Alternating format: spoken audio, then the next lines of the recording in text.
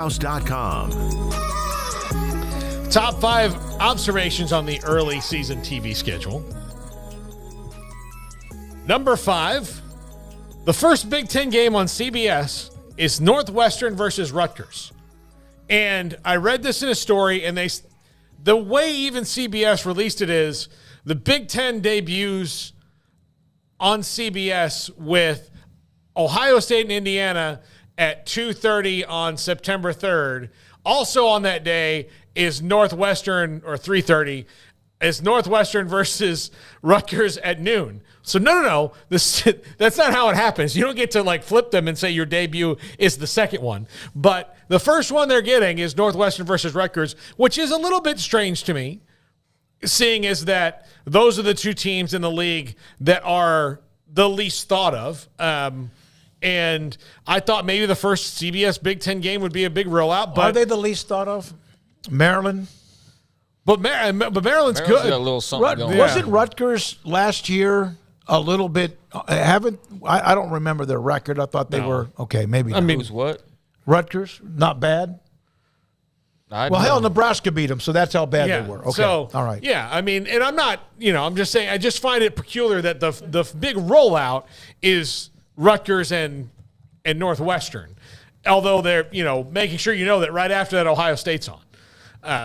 It is strange that they would pick those two schools to do that. That's just my first observation on that, or that they lost in the draft, whatever it was that they had that on there, because Fox still does have Fox, but there's still some Big Ten and Pac-12 games and everything else this year that kind of complicates all this before the new TV deals fully kick in earnest next year. So, okay, that doesn't tickle my fancy. Can only go up from there, I guess. Yeah. I mean, give them the worst and have all the rest of it appear like it's even better than what you just. I mean, that's what I can think of. That's part of what you could accomplish with that. But I mean, I don't want to be super disrespectful of these programs. I'm not trying to be. I just think I'm speaking for myself. You're I'm saying you're blasting. I don't want to bash them personally, but it's not an exciting game. It's when you think of the Big Ten, you're thinking USC versus Michigan. That's what you're thinking of. You're not thinking of Rutgers versus Northwestern. Well, not this year.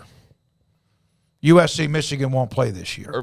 I know what you mean. I'm sorry. You're thinking of Ohio State, Michigan. You're thinking of something grand and big, Wisconsin, and large. Penn State. But you're not thinking about this. But hey, it's Chicago versus New York, according to some people. What so would it'll that have be a in huge comparison? CBS, if it was an SEC game, but instead of Northwestern, Rutgers, it was two SEC teams, Mississippi State and Vanderbilt. Okay, yeah, all right. That's the first one you get. I mean, I'm sure you're happy to have them, but again, for the first one, usually there's a little bit more fanfare to it. That's all I'm saying. Number 4, Matt Rhule will have a lot of eyes on his debut. He'll be the first game. I mean, that's the first game, 6 o'clock. There's another game that night, obviously, at 7 o'clock, but they're the Fox game at 6 o'clock against Minnesota. Yeah, Minnesota's on August 31st. The canoe man, row your boats, beating them up. They've had their number. We'll see. I think that'll be an interesting, as long as PJ Fleck and Matt Rhule are there, that'll be an interesting matchup when they do play, because they are very similar in their strategies as far as game planning. But a lot of eyes early, and the second game as well is big noon. Okay, that's against the second Dion. game. What day is that? The September 3rd? What is that? The first weekend? Who's 9th. Baylor playing that day? Is that Utah at 11? Yes. Or they have a game. They have no, that's Texas State. Texas 6. State at 6. You know what time's this one at? This one's at. I'm going to come down. That's with on a cold. Thursday. That's on Thursday. Oh, okay. But all right. The big noon kickoff you'll have plenty of time to watch it, so you'll be good. Good. You'll be good to go.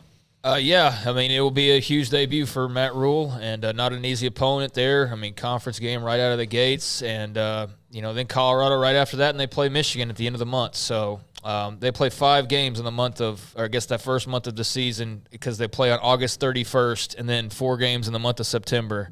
And in that month, he'll play Minnesota, Colorado, and Michigan, and then Northern Illinois and La Tech in between. So going to be very interesting first 5 weeks of the year for Matt Rhule and company to get their feet wet. Number 3, Oregon versus Texas Tech in prime time.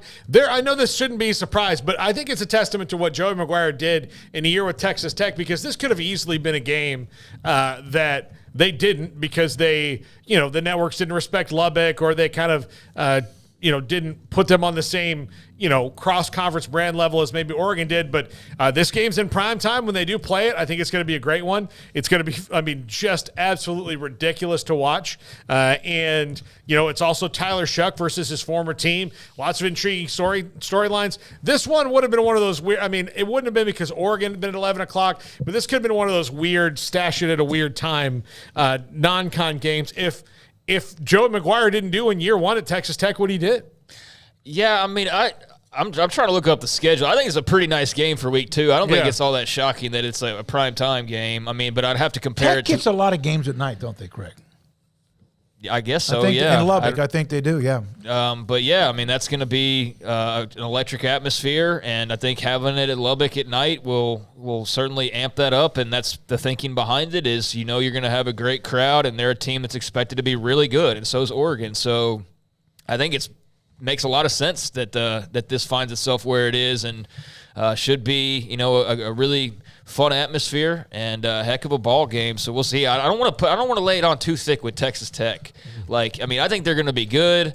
I don't know about competing for a national title or nothing. I feel like we can kind of probably blow it up too much. But when you win 8 games in your debut season and you beat Oklahoma and Texas, even if they were late wins like both of them were, you're going to have some people, raising the flags for you and expecting a lot in year number 2. And, this will be a great litmus test for them early on and potentially a massive win for Tech or even for Oregon as well.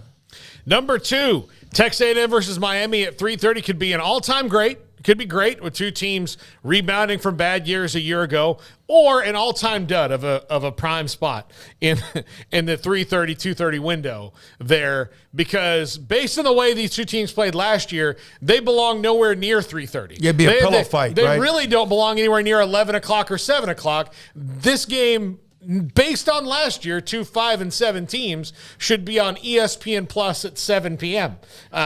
Or maybe on Apple or Amazon. Exactly. I'm not, just because they were both not good. Now, everybody hopes it'd be a very well-watched game because of, again, the school, the bases. Miami still has that little edge to them, although it's a distant memory. That'll be fun one to see what happens. And do you remember this game last year? May kickstart one of the two. Yeah. It was boring. I think I turned it over to Jackson State in Prairie View. What would have been a better game? This game was really, for all the hype going into it, it was an absolute snooze fest. Miami was never in it. A&M was in control the whole time, but didn't look good in control of it. If there were two drunk guys at a bar in a fight, A&M was the one who would one shot less, and so was maybe in control. That was how it looked, and it just it was. But I'm hoping for a better one this year because I want more cross-conference games like this, and A&M and Miami should be fun for everybody. The college football has to watch. Should be. We'll see. Maybe they won't. Maybe neither team will hyperventilate on their expectations because the expectations are not nearly what they were a year ago. Well, and that's when A&M usually does well, when everybody thinks that they're going to suck. So we'll see. Number 1, Fox wants Deion. First two big noon kickoffs are Colorado games with Deion against TCU. I said Deion. Colorado against TCU, who is defending. They won the CFP game last year and then went to the national runner-up. National runner-up. Thank you, Craig. Yeah, they are not defending Big 12 champions. No.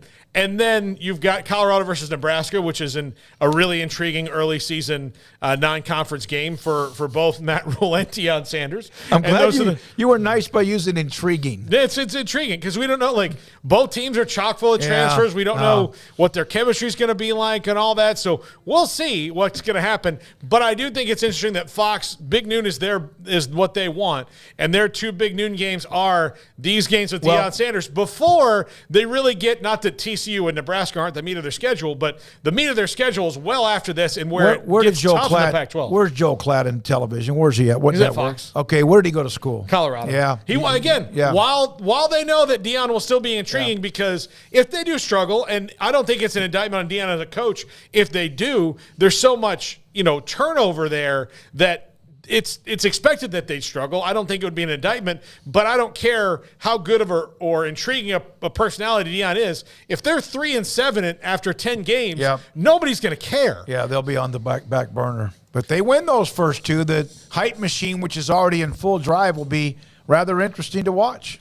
Well, it's refreshing to see something different than the typical, spots they usually land. And, not that it's always the same. They try to think outside the box, but this is just a slam dunk. Early season, different place to be. There's a lot of hype surrounding them, like you said, Paul. They could be 2-7 a few weeks later, and nobody cares. And they're already planning on where Dion goes next, or it might just be the start of seeing them all the time, kind of like we have at times during this offseason. It's felt like they've made a lot of waves. So, it just only makes sense that you talk about them all offseason. You're going to put eyes on them when the season rolls around and the games that are actually played. And it's a great opportunity for Colorado to have the big spotlight and a lot of eyeballs, and we'll see what they do with it. But that is also a scenario where they could very well drop the TCU game, drop the Nebraska game, and then the storyline of the narrative changes on what the expectations are or what Dion's going to be able to do in year one. But, yeah, it's going to be really interesting to see them actually roll it out there and see him on those sidelines coaching against Matt Rhule and Sonny Dykes and company. All right, Paul, thank you so much.